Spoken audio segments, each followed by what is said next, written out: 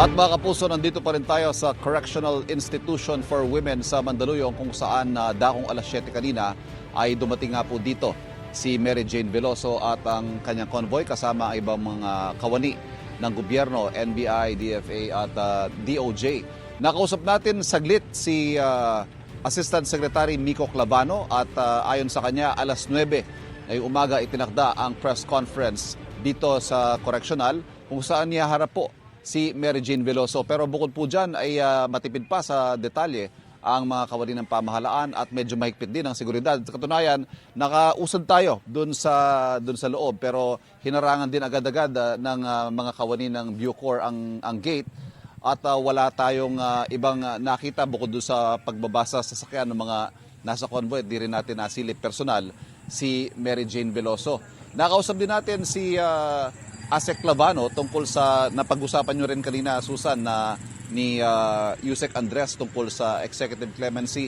Yung hinihiling na sana ay hindi na makulong ng matagal itong si Mary Jane, may kailangan pagdaan ng proseso daw sakali mang gawaran nga ng executive clemency ni Pangulong Bongbong Marcos itong si Mary Jane at hindi siya agad-agad mangyayari. Pero siyempre, ang naisang lahat, ang dalangin ng lahat ay sana'y magkasama-sama sila ng kanyang pamilya bago magpasko.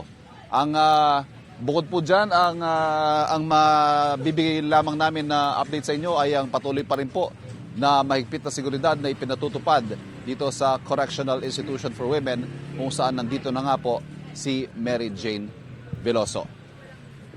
Yan po muna ang ating update mula dito sa Correctional. Balik muna tayo sa studio. Yes, go ahead. Ivan, may mga ano ba dyan? May mga grupo ba dyan na, alam mo naman, di ba, dati pa may mga nagsusulong at nananawagan para si Mary Jane ay makauwi dito.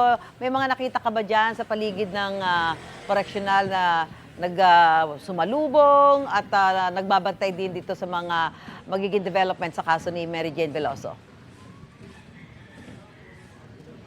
Yes, Susan, katunayan, mula dito sa aking kinatatayuan, tanaw ko, ang hilera ng mga pulis na nagbabantay dahil may mga miyembro daw ng, I think, migrante, na nandito bilang pagpapakita ng suporta para kay Mary Jane na nandito na nga sa loob ng correctional. Pero bukod dito sa ilang miyembro na magpapakita ng suporta, may kasama din naman siya, yung mga opisyal na migrante, nandun sila sa loob, katabi ni Mary Jane sa mga oras na ito, Susan.